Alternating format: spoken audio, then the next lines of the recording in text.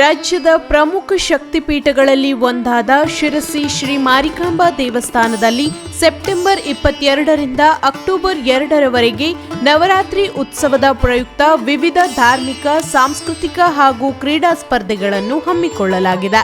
ಈ ಕುರಿತು ದೇವಸ್ಥಾನದಲ್ಲಿ ಆಮಂತ್ರಣ ಪತ್ರಿಕೆ ಬಿಡುಗಡೆಗೊಳಿಸಿ ಆಡಳಿತ ಮಂಡಳಿಯ ಅಧ್ಯಕ್ಷ ಆರ್.ಜಿ. ನಾಯ್ಕ್ ಮಾಹಿತಿ ನೀಡಿದರು. ಪ್ರತಿ ವರ್ಷದಂತೆ ಈ ವರ್ಷವೂ ವೈಭವದಿಂದ ನವರಾತ್ರಿ ಉತ್ಸವ ಆಚರಿಸಲಾಗುತ್ತದೆ. ಸೆಪ್ಟೆಂಬರ್ 20 ಹಾಗೂ 21ರಂದು ನಗರದ ಮಾರಿಕಾಂಬಾ ಜಿಲ್ಲಾ ಕ್ರೀಡಾಂಗಣದಲ್ಲಿ ಖೋ-ಖೋ, ಕಬಡ್ಡಿ, ವಾಲಿಬಾಲ್, ರನ್ನಿಂಗ್, ಗುಂಡು ಎಸೆತ, ನಡಿಗೆ, ಬಾಲ್ ಎಸೆತ ಹಾಗೂ ಪುರುಷರು ಮತ್ತು ಮಹಿಳೆಯರಿಗೆ ಹಗ್ಗ ಜಗ್ಗಾಟ ಸ್ಪರ್ಧೆಗಳನ್ನು ಏರ್ಪಡಿಸಲಾಗಿದೆ.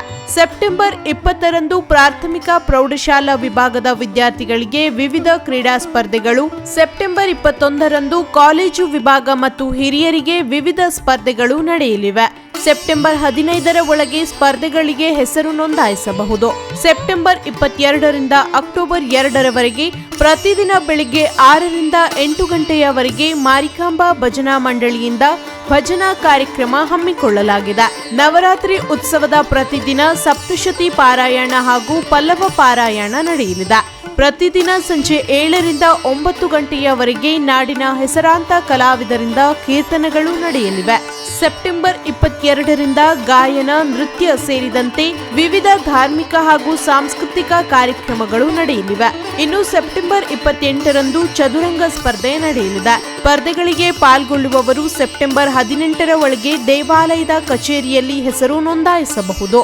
ಅಕ್ಟೋಬರ್ 2 ವಿಜಯದಶಮಿ ದಿನದಂದು ಪಡಲಿಗೆ ಉತ್ಸವ, ಸೀಮೋಲ್ಲಂಘನ, ಪಲ್ಲಕ್ಕಿ ಉತ್ಸವ, ಹನುಮಂತ ದೇವರ ಪಲ್ಲಕ್ಕಿ ಮೆರವಣಿಗೆ ನಡೆಯಲಿದೆ.